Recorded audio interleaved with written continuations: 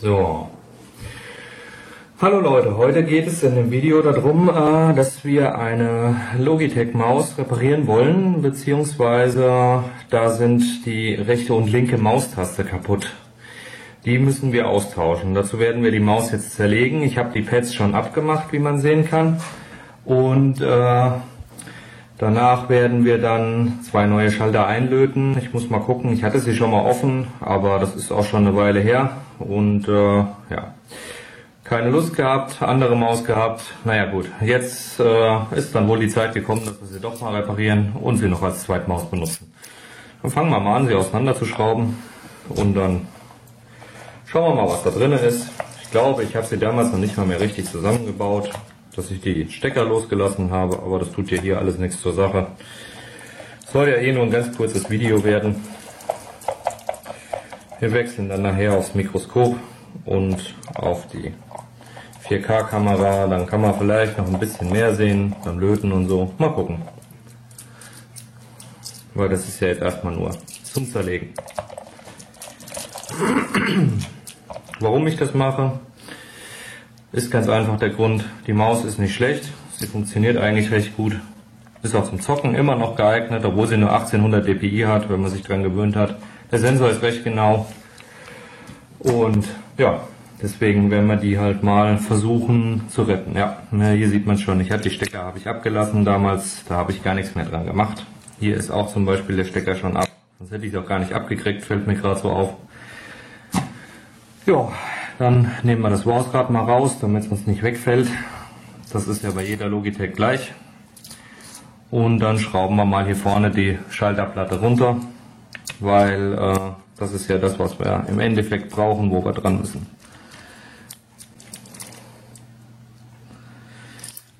So, eine Schraube oder zwei, eine Schraube, dann müsste das Ganze hier auch schon runterkommen. Ist es auch. Hier habe ich zum Beispiel auch nochmal Pads bestellt. Werde ich aber jetzt nichts weiter zu sagen, weil das kann jeder selber rausfinden. Das ist ganz einfach. Ja, ansonsten sieht man dann halt hier unten drunter noch den Sensor. Das ist noch eine klassische optische Maus ohne Laser. Hier ist die LED. Hier ist dann der Prozessor mit Software zum Verarbeiten und wahrscheinlich auch der Speicher, denke ich mal, für die Profile, wenn sie schon welche hat. Ich weiß es gar nicht mehr. Werden wir dann weiter sehen.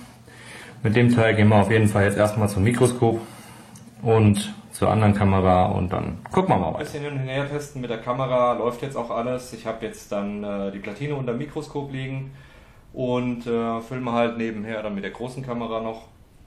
Unter dem Mikroskop schiebe ich das Ganze jetzt so ein bisschen hin und her. Ist ziemlich unspektakulär, sind halt eben die drei Schalter, dann normaler Druckschalter, Drucktaster und die drei Omron-Switches und in der Mitte halt die Lichtschranke fürs Mausrad. Sonst ist hier gar nichts mehr drauf. Wenn ich jetzt auf die Rückseite gucke, dann ist hier halt noch ein bisschen Widerstandsgedöns und ein paar Kondensatoren, aber das ist alles völlig unspektakulär.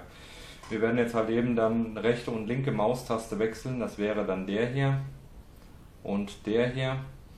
Der hier vorne ist für glaube Maus-Rechtsklick oder so, glaube Mausrad-Rechtsklick oder so, ich weiß es nicht genau. Müsste ich dann mal gucken. Ich hole am besten aber mal die Abdeckung von der Maus. Nicht, dass ich jetzt hier was Falsches erzähle. Dass man auch mal gucken kann, wie das aussieht.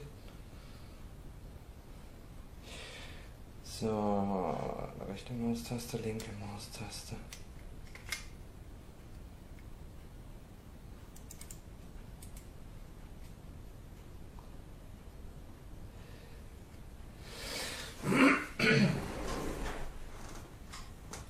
Okay, es war verkehrt. Der hier, der ist für den Mausradklick. Das ist die Maustaste und das ist die Maustaste. Und der hier ist die Plus-Taste an der MX518. Hier sind schon mal die Schalter, die habe ich in Original nachbestellt, weil das bringt sonst halt nichts. Ich hoffe natürlich, dass es auch Originale sind. Steht jetzt nämlich nur Omron oben drauf. Kann aber im Endeffekt alles sein. Naja gut. Dann machen wir die jetzt mal rein. Und dann gucken wir mal, wie das Ganze aussieht. Machen wir das am besten fest.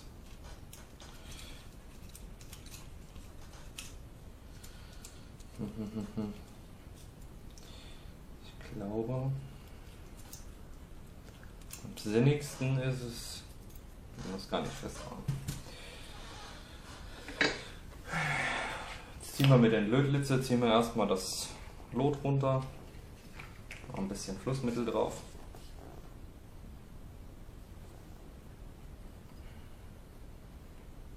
Damit das Ganze besser funktioniert.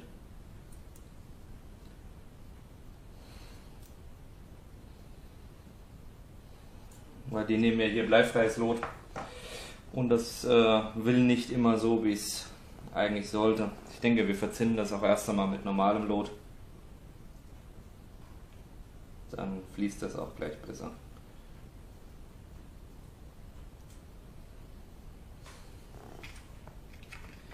So.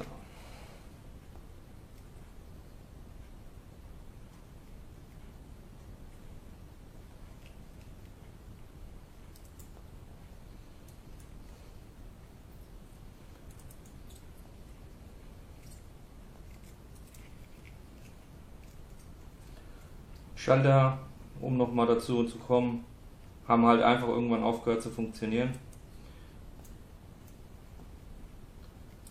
Und ja, haben dann nur noch jeden 5., 6. Klick mal angenommen. Ansonsten war es eher Wackelkontakt. Und das bringt ja dann relativ wenig.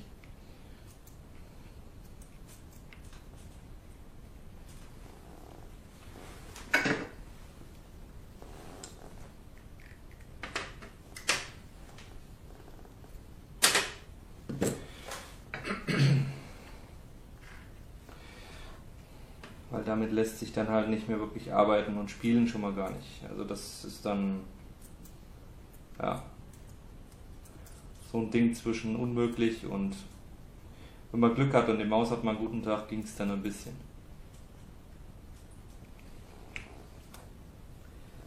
Ein bisschen Glück kommt der erste jetzt schon.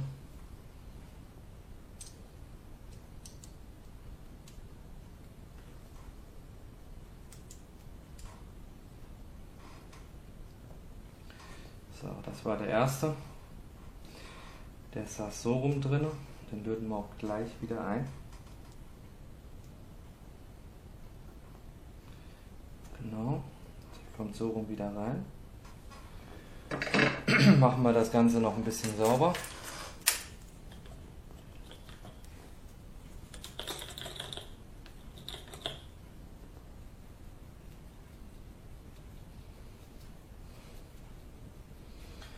Wir hinterher nicht so viel sauber machen müssen. Ich habe Angst, dass das dann in die Maus reinfließt, also in die Schalter besser gesagt reinfließt und dann die neuen Schalter gleich wieder versaut, weil ich halt nicht weiß, wie das aussieht von der Beschaffenheit her. Ob die ziemlich dicht sind oder ob da direkt alles durchkommt. Das sind Reinraumtücher. Die funktionieren sehr, sehr, sehr gut zum Saubermachen.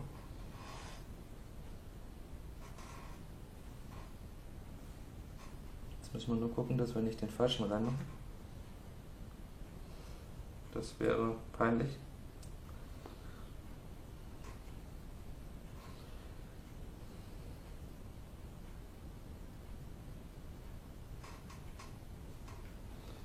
So, dann haben wir hier jetzt den neuen.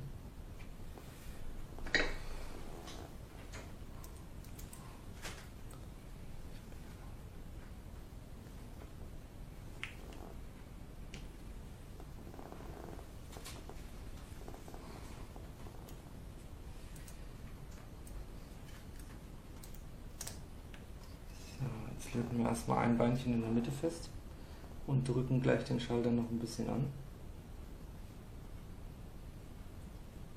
damit wir hier dann wieder einen geraden Schalter bekommen.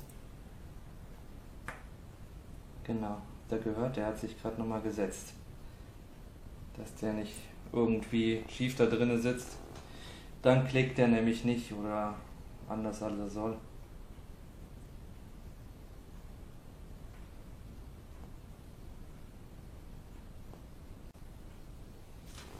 So, das war dann Nummer 1.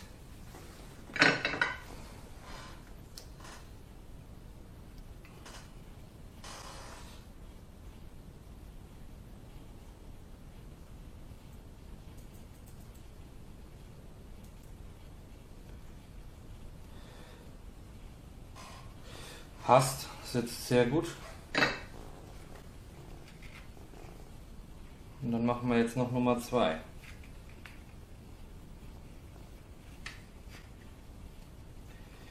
Es gibt so Tage, da klappt das mit dem Löten irgendwie überhaupt nicht.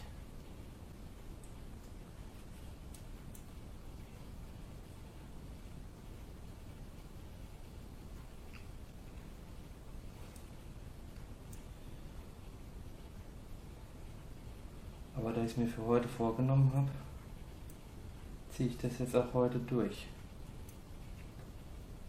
Und fange nicht nochmal damit an.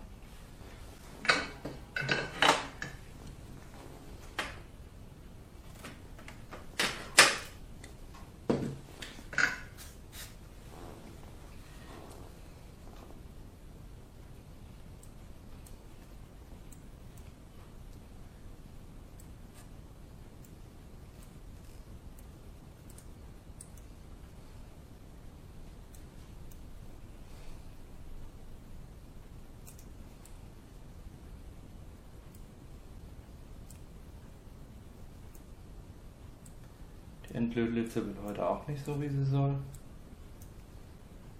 Starker Tag.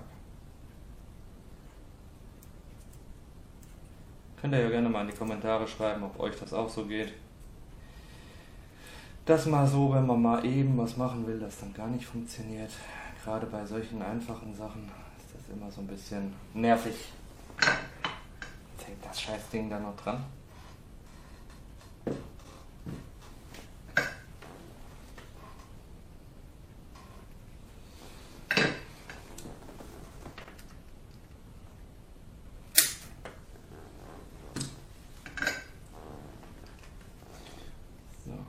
Versuch, neues Glück.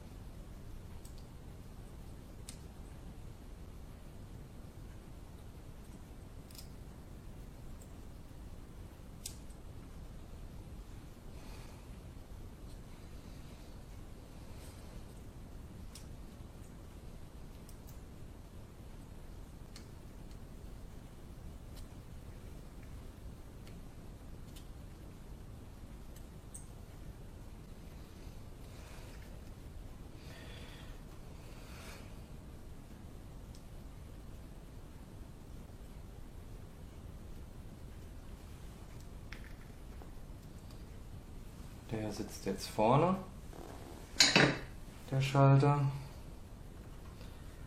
Das war einer von den alten, kommt jetzt weg. So, machen wir auch gleich wieder sauber.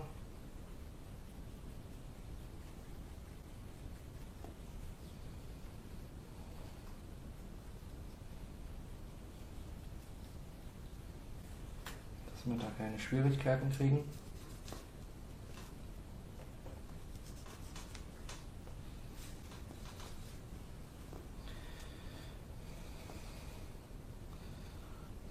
Vorne.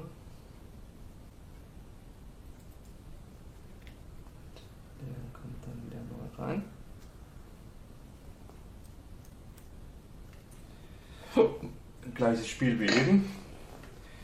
Ein Beinchen verlöten.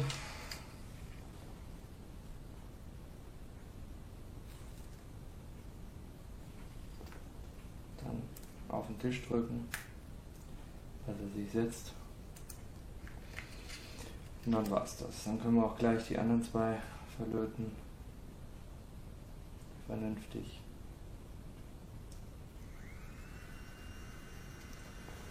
So. Das war's dann schon. Jetzt gucken wir mal, dass wir das noch ein bisschen sauber kriegen. Mit dem Tuch.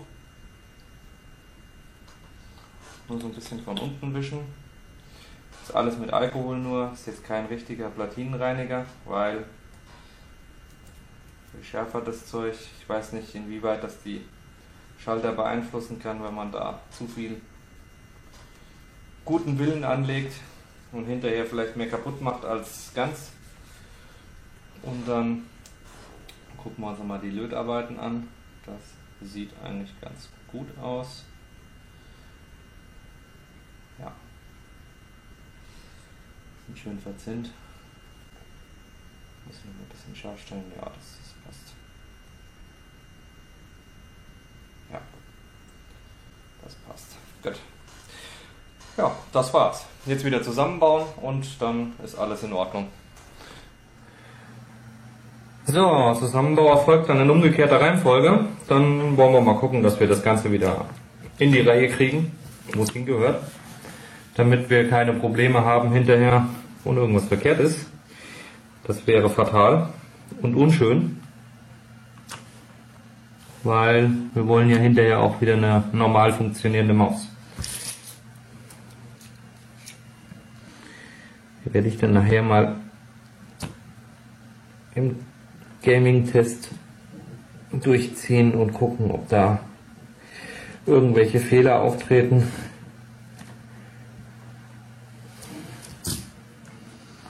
Was ich ja hoffentlich nicht glaube. Denn wenn die Schalter wirklich wie versprochen Originale sind, dann sollten sie die nächsten 3 bis 4 Jahre eigentlich ohne Probleme mitmachen.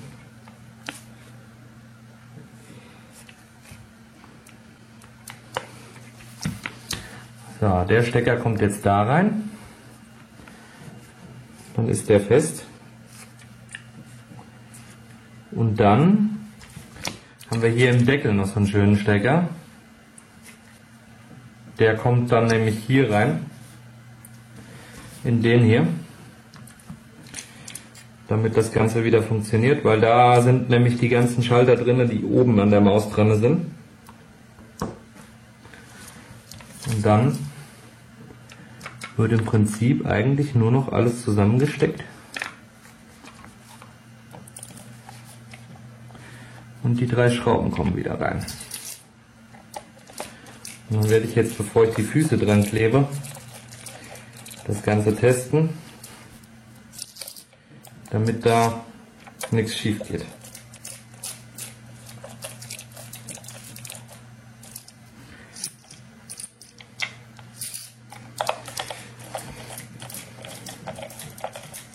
In diesem Sinne wünsche ich euch einen schönen Abend und bis zum nächsten Mal. Ciao. Ha, kleiner Nachtrag. Was habe ich vergessen? Das Mausrad. Naja, das werde ich jetzt noch einbauen. Dann bis zum nächsten Mal.